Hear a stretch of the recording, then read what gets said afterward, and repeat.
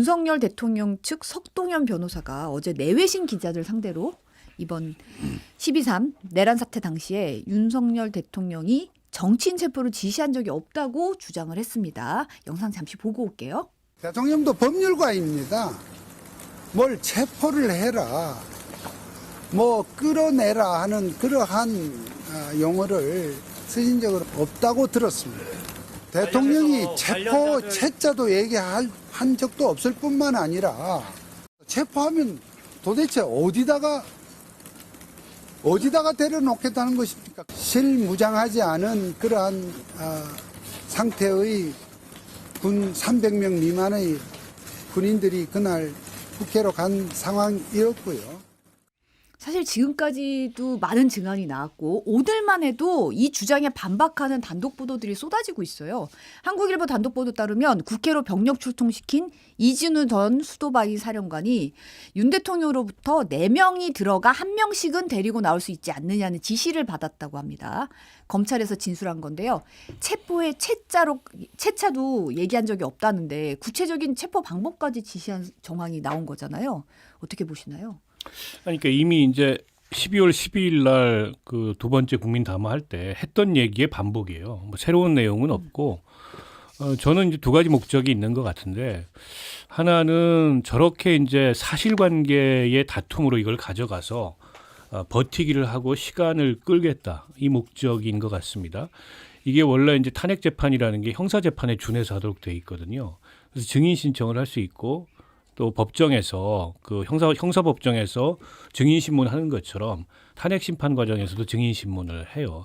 과거에 박근혜 전 대통령도 증인을 엄청 신청했는데 물론 헌재가 다 수용하지는 않았습니다. 이게 재판 지연의 의도가 있다 이런 이유로 이런 식으로 기초적인 사실관계에 대해서 다툼을 벌이겠다. 이게 이제 형사 법정에서도 다툼을 벌이고 탄핵 심판하는 헌법재판에서도 다툼을 벌이겠다. 이 의도를 저는 분명하게 드러내고 있다고 보고요. 근데 저거와 반대되는 이제 증언이 많이 쏟아졌음에도 불구하고 이게 객관적으로 남아있지가 않아요. 비화폰을 통한 지시, 네. 통화였기 때문에 기록이 없다. 요 이제 맹점을 파고드는 게 아닌가 싶습니다. 또 한 가지는 국민의힘이나 아니면 보수 강경 지지층들을 향해서 일종의 이제 이 프레임을 제공을 하고 논리 제공을 하는 거죠. 내가 한 거는 헌법에 따른 대통령의 정당한 권한 행사였고 체포 지시 같은 거 한 바가 없고 그리고 2시간짜리 내란이나 2시간짜리 이게 어딨냐 뭐 이 논리를 계속 강조하는 거라고 봐요. 근데 이제 저런 것들이 뭐 수용될 리는 없지만 저렇게 시간을 끌다 보면 어쨌든 이제 좀 상황의 변화가 올 수 있지 않겠냐. 특히 이재명 대표 사법 리스크와 맞물려서 지금 이재명 대표의 재판이 먼저냐 탄핵이 먼저냐 막 이런 어쨌든 지금 게임을 하는 듯 보이잖아요. 그러니까 국민의힘도 저런 논리를 다 수용하지는 못할 거야 아마. 그러나 이해관계가 일치하는 대목이 있어요. 시간을 끌어야 되거든요. 국민의힘도 마찬가지고 윤석열 입장도 마찬가지고 그런 게 아닌가 싶고요. 저는 제일 이상한 게 지금 윤석열 대통령 측 석동현 변호사예요. 근데 이분한테 물어보면 본인은 변호인단에 아직 참여를 안 했대요. 그러니까요. 근데 변호인단에 참여를 안 해서 무슨 자격으로 나와가지고 40년 지기 뭐 이런 자격인가요? 저런 입장을 얘기하고 내외신 기자회견을 열고 하는지 모르겠어요. 저는 이것도 시간 지연 전략의 일환이라고 생각합니다. 어쨌든 탄핵 심판도 그렇고 형사 재판도 그렇고 변호인 선임 절차가 완료돼야 그때부터 이제 본격적으로 재판 절차가 진행이 되는 데다가 지금 변호인 선임이 완료 안 됐다는 이유로 서류 수령도 안 하고 버티고 있잖아요. 그러니까 법적 정치적 책임을 피하지 않겠다 이렇게 본인이 호언장담했던 거와는 다르게 사실은 매우 지금 어떻게 보면은 뭐랄까요 좀 온갖 그 수단 방법을 가리지 않고 시간을 지연하고 버티기를 하려는 그런 모습을 보이고 있는데 지금 공수처에서 25일 날 출석을 다시 한번 요구를 했는데 이것도 아마 응하지 않을 것 같아요. 그 경우에 이제 체포영장을 청구할 거냐. 요게 이제 이번 주 다음 주 사이에 관건이 아닐까 싶습니다. 석동현 변호사가 이제 기자들이 이제 하고 싶은 얘기 하고 난 다음에 사실 기자들은 궁금한 건 그래서 출석 언제 할 거냐, 응할 거냐 이런 게 궁금해서 물어보면 그때는 나는 변호인이 아니다. 난 선임계를 제출한 상황이 아니다라고 이렇게 피해 가더라고요. 그래서 이분들이 지금 뭘 하고 있나 싶은 생각이 좀 들었어요. 중요한 얘기는 박원석 의원님이 다 얘기를 해주셨고요. 제가 볼 때 그 대통령이 이제 그 탄핵 상황에서 시간 끌기를 늘 해왔잖아요. 노무현 대통령만 빼고. 그런데 그 배후에는 특히 윤석열 대통령의 경우에는 시간을 끌면서 본인이 잘못한 것이 없다라는 것을 입증하기보다는 내란죄만큼은 피해가고 싶다라는 어떤 절박한 그런 심적인 상황을 반영하고 있는 것 같아요. 그래서 저는 오히려 당당하기보다는 지금 굉장히 두려워하고 있다. 그렇기 때문에 본인이 변호인도 아닌 그 윤석열 대통령 측 변호사 자격이 있는 정치인을 내세워가지고 여러 가지 얘기를 하는데 실제로 뭐 본인이 또 담화에서 그런 얘기를 했거든요. 2시간짜리 내란이 어디 있느냐. 또 단순히 민주당을 경고하기 위함이었다. 그다음에 국회에서 해제 결의가 나올 줄 알았다. 이러한 얘기를 한다라는 것은 본인이 어쨌든 계엄을 선포한 것은 누구도 부정할 수 없는 진실이기 때문에 실제로 탄핵을 피하기는 어렵지만 내란과 관련해서는 그 내란으로 치러야 될 그런 어떤 그 본인의 책임을 최소화하겠다라는 강력한 그 의지가 지금 있는 것이 아닌가. 그러다 보니까는 조금 우스운 정도의 법 기술이 구사되고 있다. 예를 든다면은 체포의 채자도 꺼내지 않았다. 끌어내란 소리를 하지 않았다. 근데 어떻게 얘기했냐면 4명이 들어가 1명씩은 데리고 나올 수 있지 않느냐. 여기에 체포의 치읓이나 끌어내리는 것에 쌍기역은 안 들어갔지만 이게 법기술이거든요. 그러니까 사실 이거를 의역하자면은 결국은 끌어내라는 뜻인데 그냥 4명씩 들어가서 1명씩 데리고 나오려고 했다는 식의 지금 법기술을 지금 구사하려고 하는 것이 아닌가 이런 생각마저 드네요. 그러면은 4명이 1명씩 데리고 나오는 체포나 끄집어내라는 아니니까 그 말은 아니다. 법기술이 그런 거거든요. 네. 근데 이제 중앙일보 단독 보도 따르면 이 국회가 비상계엄 해제안을 의결한 직후에 윤석열 대통령이 그 합동참모본부 지하 벙커에 있는 결심 지원실에서 이제 극소수의 핵심 참모들과 회의를 가졌는데 이 자리에서 김용현 전 장관한테 국회에 병력 얼마 넣었냐? 물어보니까 김 전 장관이 한 500명 정도 넣었다라는 답변을 하니까 거봐 부족하다니까 1000명은 보냈어야지라고 말했다는 진술을 공수처가 확보했다는 거예요. 그러니까 거기 그 결심실이라는데 3사람이 들어간 걸로 지금 확인이 되거든요. 그러니까 윤 대통령하고 김영현 장관하고 아마 박한수 계엄사령관, 그러니까 육참총장이었죠. 그러면 3사람 중에 1명한테서 그 얘기가 나온 거 아니겠어요? 그러니까 지금 수사를 받고 있는 박한수, 김영현 둘 중에 한 사람한테서 그 얘기가 아마 나왔을 거라고 보고, 그러니까 지금 모든 정황이나 모든 진술은 결국 이 비상계엄 그리고 내란의 몸통은 윤석열이고 지시자도 윤석열이고 그걸 다 가리키고 있는데 본인만 지금 아니라고 그 주장을 하고 있어요. 저거는 이제 향후에 재판이 진행되면 될수록 더 이제 뚜렷할 텐데 윤석열 대통령의 혐의는. 근데 어찌됐건 간에 시간을 끌자. 이러면서 이제 아까 이제 의원님 법기술이라고 표현하셨던 그런 우스꽝스러운 논리까지 아마 급기야는 동원될 가능성이 높은데 일단 그 탄핵이 불가피하다 하더라도 헌법재판소에 의한 근데 그조차도 솟아날 구멍이 있다고 보는 것 같아요. 헌법재판관 지금 그 이 9명의 숫자를 갖추는 것부터 결혼을 보강하는 것부터 지금 국민의힘이 제동을 걸고 시비를 걸고 있잖아요. 네.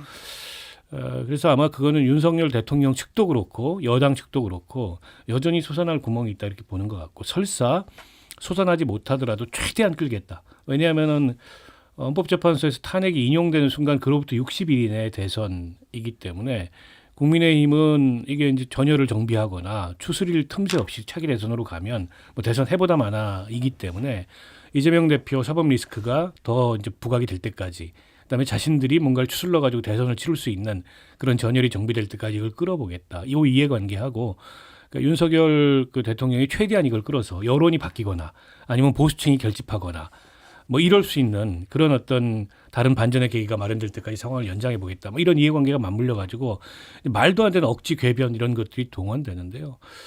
결국 이제 얼마나 단호하게 그 수사기관들이나 혹은 헌법재판소에서 이 상황을 정리해 들어가느냐 이게 관건이라고 보고 일단 수사는 지금 굉장히 빠른 속도로 진행이 되고 있기 때문에 조만간 윤석열 대통령의 신병 확보와 관련돼서 뭔가 좀 변화가 있을 것 같고 그렇게 되면 이제 곧바로 뭐 기소 이렇게 이어질 가능성이 높다고 보고요. 그 뒤에 재판은 어쨌든 상당 기간 진행이 될 텐데 관건은 이제 헌재입니다. 그래서 이게 뭐 180일까지 심사를 할 수 있다지만 이번 사건 같은 게 워낙에 전 국민이 지켜보는 그런 상황이었는데다가 쟁점이 많지 않잖아요. 그렇기 때문에 빨라질 수 있다 이런 의견이 있는 반면에 또 이제 뭐 윤석열 대통령 측이나 국민의힘에서는 여러 가지 헌법재판관 구성 요건부터 시작해서 논리를 들어서 이걸 최대한 연장하려고 하고 이제 요 힘들 사이에서 헌재가 어떻게 중심을 잡아 나가느냐가 중요할 것 같습니다. 지금 들어온 속보에 따르면 이제 어제 더불어민주당 추미애, 박범계, 서영교, 박선원 의원이 이제 김용현 전 장관이 이제 3일 낮, 지난 3일 계엄 선포가 있었던 밤에 계엄 선포가 있었고 당일 오전 11시 40분 오찬에서 국회가 국방 예산으로 장난질인데 탱크로 확 밀어버려라는 취지의 발언을 한 바 있다고 이제 주장을 했는데요. 여기에 대해서 김용현 전 장관 측이 고소하겠다. 허위 사실의 유포에 의한 명예훼손 혐의로 공수처에 고소한다고 밝혔습니다. 허위 날조 사실이며 전형적인 반국가 세력의 거짓 선동 책략이다. 즉각 이들을 수사해 이들의 내란 책동을 중단시켜야 한다고 반발했습니다. 그러니까 이제 이런 거를 참 야당 의원들이 조심하고 야권에 있는 사람들이 좀 조심해야 되는데요. 증거가 없는 주장을 했는데 나중에 그게 사실로 밝혀지지 않았을 경우에 그런 거의 그 후과가 상당히 클 수 있어요. 이런 민감한 시점에는.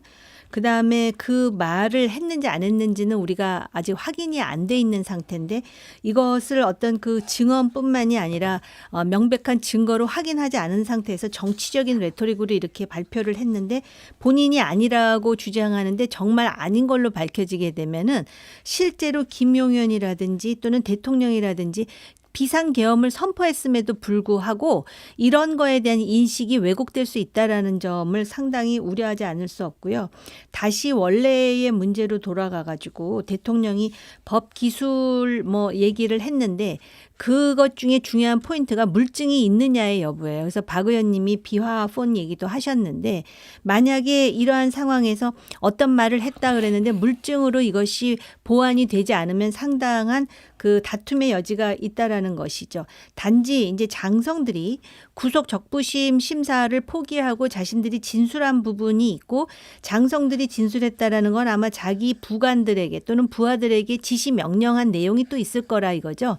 그래서 그런 것으로 이제 사실을 확인해 나가는 것이 굉장히 중요하고 지금 대통령이 이렇게 이제 그 나름대로 버티는 중요한 근거 중에 하나는 본인의 오판이 작동하는 것 같다라는 느낌을 지울 수가 없어요. 왜냐하면은 이런 시기에 비상계엄 선포를 했다라는 것도 상식적으로 이해가 안 가지만 예를 든다면은 뭐 그 대통령의 생일날 뭐 2,000명이 꽃을 보냈느니 뭐 케이크를 보냈느니 이런 얘기가 나오잖아요. 근데 대통령이 원래부터 국정 운영을 할 때도 다양한 의견을 듣지 않고 극우 유튜버 방송을 굉장히 신뢰했다는 거 아닙니까? 그래서 그런 차원에서 현재 심리적으로 굉장히 위험한 상태에 있다라는 거는 우리가 이렇게 가늠할 수 있을 것 같고요. 제가 이게 정확히 본 건지 모르겠지만은 지난 국군의 날 혹시 기억하시나요?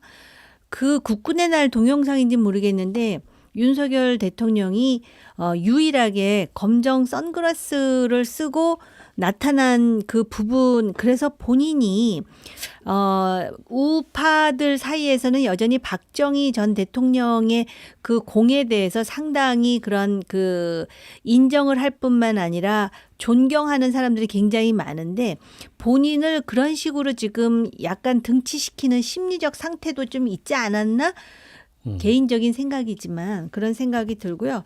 다시 그 추미애, 박범계, 서영교 그다음에 박선원 의원의 주장으로 돌아가 가지고 이 탱크로 밀어버린다는 말은 전두환 정권 때 박정희 정권 때 차지철이 한 말이에요. 그리고 전두환 정권 때도 이 비슷한 얘기가 나왔으나 소위 이제 87년에 6.29 선언으로 이제 일단 수습이 되는 그런 역사적인 용어이고 상당히 아프고 굉장히 긴장하는 용어인데 과연 이런 말을 썼는지 안 썼는지에 대해서는 명확한 확인을 가지고 얘기를 하고 만에 하나라도 썼다면 이건 굉장히 심각한 거지만은 적어도 그런 말이 없었는데 정치인들이 이런 주장을 해가지고 또 이것이 다툼이 되면은 정치인들에 대한 신뢰가 낮아지는 계기가 될 수도 있죠. 근데 사실은 그 이제 계엄 선포 직전에 그 판교에 있는 정보사 사무실에 제2기갑 여단장이 와 있었다는 정황이 이제 드러났잖아요. 그러면서 이제 이게 연결되는 맥락이었던 것 같아요. 어떻게 들으셨어요? 그러니까 그 점이 매우 수상한 대목이죠. 그러니까 수사를 해서 그 경위가 뭔지 목적이 뭐였는지 밝혀져야 되는데 그 제2기갑여단은 파주에 있다고 합니다. 네. 그러니까 서울에서 가장 가깝고 그리고 12.12 사태 때도 제2기갑여단이 서울 시내로 출동을 해서 움직였죠. 예, 탱크 장갑차로 이제 서울 시내 한복판을 포위하고 했던 전력을 가진 그런 부대인데 그런 부대 부대장이 정보사령부에 대기 상태에 있었다. 그 얘기는 다시 바꿔 말하면 이 이제 비상계엄과 내란 사태가 거리에서의 충돌로 이렇게 확대될 경우에 그걸 진압하기 위해서 대기 상태에 있었던 거 아니냐. 이제 이런 의심이 지금 제기가 되고 있어요. 물론 아직은 그걸 뭐 확신할 수 있는 단계는 아니지만은 충분히 의심해 볼 만한 그런 정황이고 수사를 해야 될 것 같고 더 이상한 건 노상원의 지휘를 받았다는 겁니다. 그 노상원은 전직 그 정보사령관이고 아무런 군내 명령을 내릴 수 없는 위치에 있음에도 불구하고 본인이 어쨌든 그 국방부 장관과 가깝다는 그런 이유로 결국 이제 이 군인들의 그러니까 고위 장교들의 승진 이런 것들을 미끼로 그런 이제 고위 장교들을 장성들을 좌지우지하려고 했던 거 아닌가 이렇게 의심이 되거든요. 그래서 지금 제2기갑여단장도 노상원 그 전 정보사령관의 지시를 받고 거기에 대기를 했다. 그것만으로도 저는 제2기갑여단장은 말이 안 되는 행동을 한 거예요. 현직 군인이 아닌 사람이고 지휘 명령체계 없는 사람의 지휘를 받고 거기 가서 자기 직속 상관한테는 보고도 안 하고 대기를 했다는 것 자체가 어마어마한 이 군무 이탈이라고 볼 수밖에 없거든요. 이 점에 대해서 정확하게 수사가 돼서 밝혀져야 될 것 같고 아까 이제 그래서 김영현 장관이 오찬에서 했다는 말 탱크로 다 국회 쓸어버려야 된다 이 말이 그냥 한 말이 아니라 어쨌든 계엄 확대 상황을 염두에 두고 제2기갑 여단과 같은 부대를 출동시킬 계획을 갖고 있었던 거 아니냐 이런 의심까지 지금 할 수밖에 없는 그런 상황이 아닌가 싶습니다. 만약에 서울 시내에 이 기갑 여단을 이제 탱크 부대라고 하죠. 동원하려고 했다면 그거는 너무 상상하기도 참혹한 일이거든요. 사실은. 지금 노상원 전 정보사령관이 굉장히 핵심 설계자로 보이는데 지금 새롭게 나온 정황은 계엄 이틀 전뿐만 아니라 계엄 당일에도 이 햄버거집 회동을 가진 것으로 파악이 된 상황이에요. 왜 이 롯데리아를 이렇게 좋아하나 했더니 자택이랑 가깝다는 거예요. 그래서 JTBC 취재진이 자택을 찾아가 봤더니 점집이었다는 겁니다. 보도에 따르면 역술인들이 나와서 노 전 사령관이 명리학을 맡고 있는 동업자라고 소개를 하면서 노 전 사령관이 이제 성범죄로 전역을 했잖아요. 전역한 이후에 만났다고 밝혔다는 거예요. 동네 주민은 남자 보살로 알고 있었다는 건데 저는 이 보도를 보고 굉장히 황망했거든요. 어떠셨는지 궁금합니다. 저도 황망해요. 지금 우리가 비상시국이라 그러잖아요. 비상시국임과 동시에 이상시국이에요. 어떻게 이렇게 이상한 사람들이 그러니까는 조금 전에 제가 대통령과 국방부 장관의 어떤 심리 상태에 대해서도 지금 언급을 했는데 왜냐하면 그 심리 상태로 설명을 하지 않으면 이게 상식적이지 않기 때문에 설명이 안 된다라는 것이죠.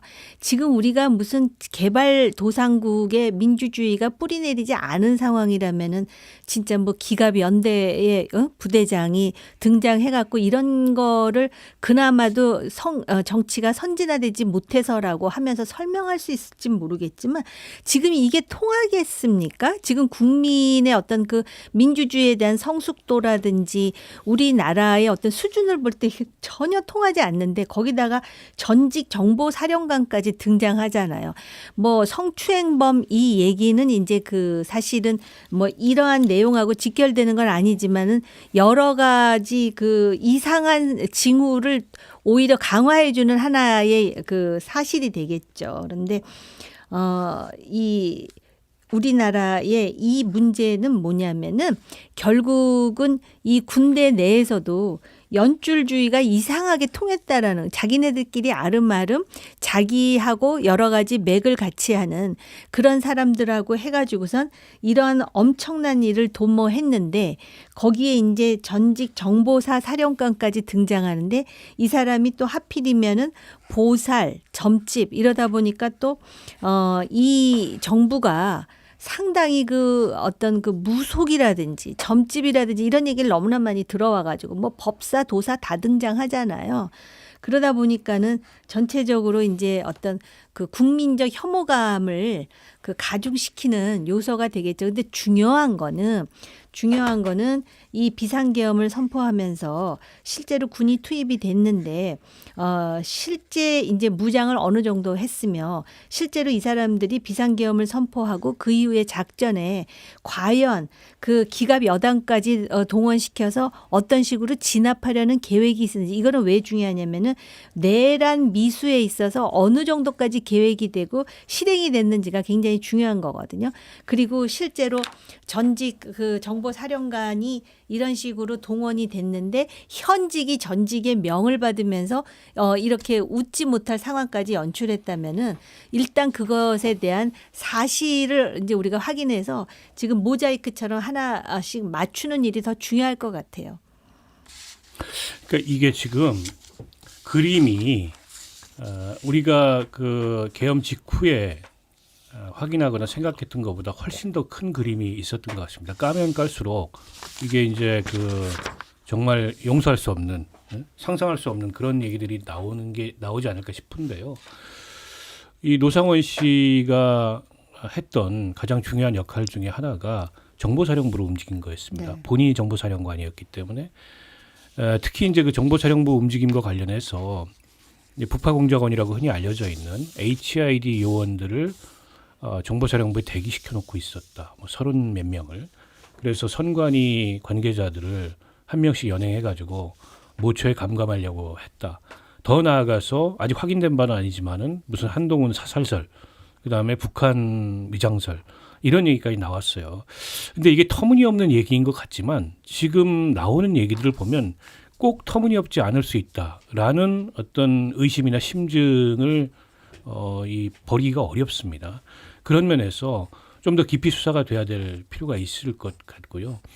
그러니까 이 노상원 씨라는 분은 뭐 그분이 어쨌든 뭐 역수를 하고 뭐 점집을 차려서 뭘 했다는 거는 그 개인의 어쨌든 선택이고 개인의 활동이었기 때문에 그건 그렇다 치고 하지만 어처구니 없는 일이죠. 이 정부는 어떻게 뭐 정권 초기부터 역술 무속 이런 거하고 어떻게 관계가 끊이지 않는데 급기야는 내란에서도 어쨌든 이 뭐 역술인이 나오고 점집이 나오는 거 참 기막힌 일인데요.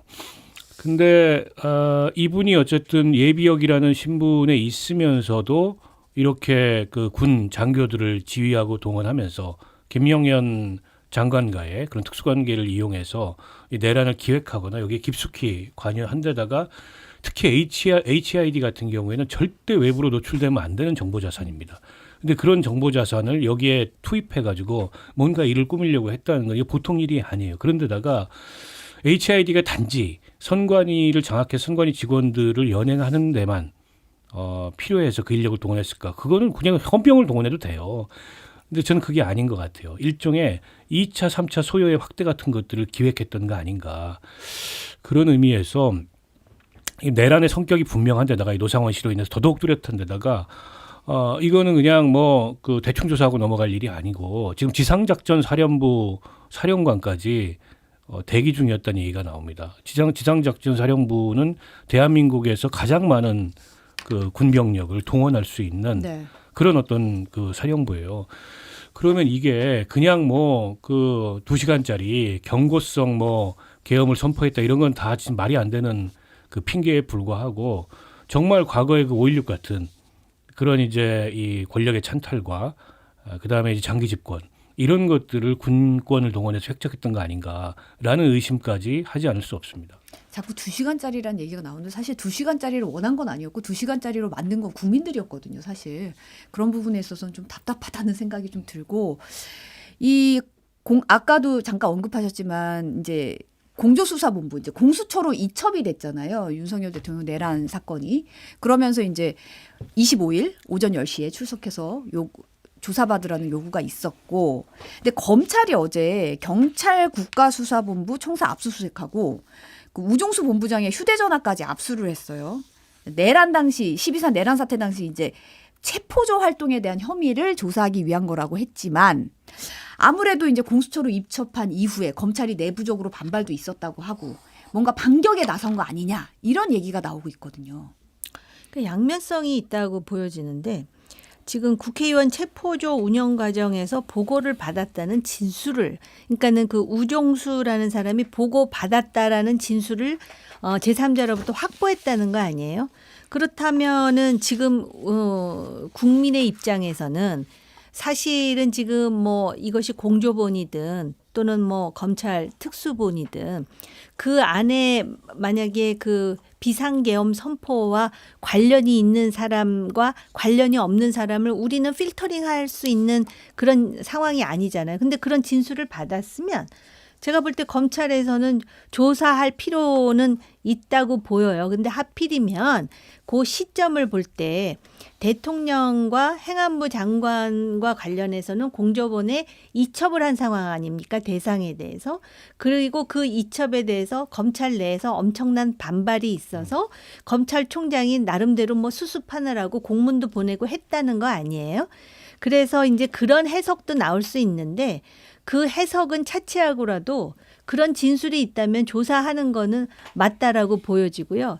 대통령 수사하겠다고 나섰다가 수사 못해갖고 그렇게 반발할 정도의 검찰이면 애진작에 왜 그렇게 적극적으로 못했는지 여사 문제도 그렇고 그런 빈축을 살 여지는 있죠. 뭐 비단 검찰뿐입니까? 경찰도 마찬가지고 공수처도 마찬가지죠. 능력과 인력이 부족하다는 이유로 최혜병 수사를 지금 얼마나 많이 끌고 있는 상황입니까? 그러나 지금은 어쨌든 그 수사 기제를 가지고 우리가 진실을 확인해야 되는 상황이니까는요.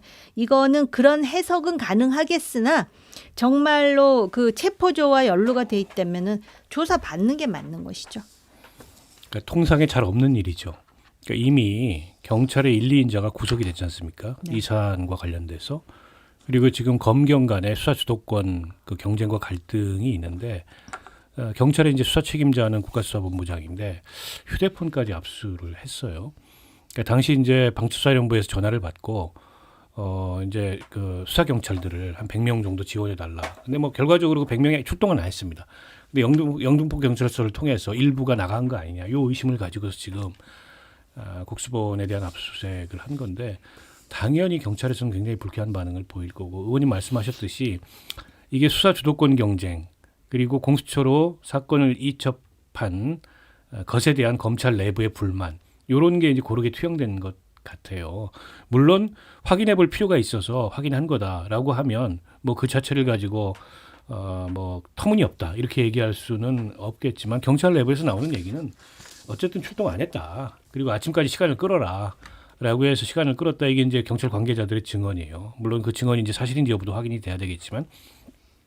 근데 저는 검찰이 이 정부 들어서 이렇게 열심히 수사하는 거 처음 봤습니다.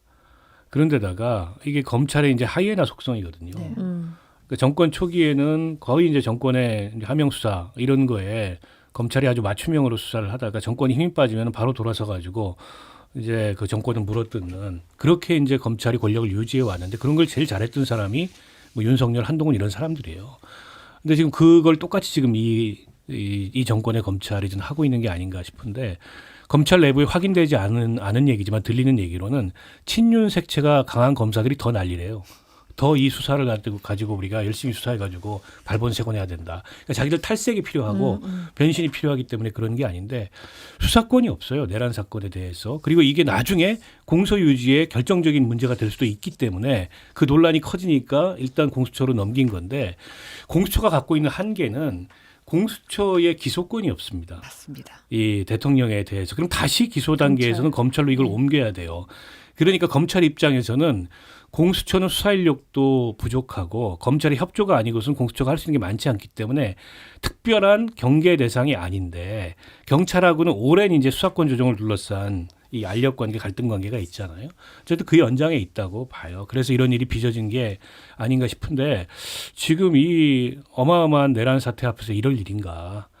주도권을 둘러싸고 이런 경쟁을 벌일 일인가 싶은 생각이 한편으로 있고 결국 특검이 국회에서 상설특검이 통과돼서 지금 특검 추천 단계에 있지 않습니까? 네. 그리고 일반 특검법도 곧 이제 국회에 본회의에 올라갈 텐데 특검으로 정리될 수밖에 없다. 그러니까 경찰도 검찰도 공수처도 각각의 이유로 수사권이 없거나 인력이 부족하거나 능력이 없거나 아니면 이 문제에서 자유롭지 않거나 이런 이유로 어디 한 군데가 이 사건을 전적으로 맡아서 하기 어렵습니다. 네. 그럼 결국 특검으로 통합할 수밖에 없지 않을까. 특검이 빨리 서둘러야 된다 생각이 듭니다.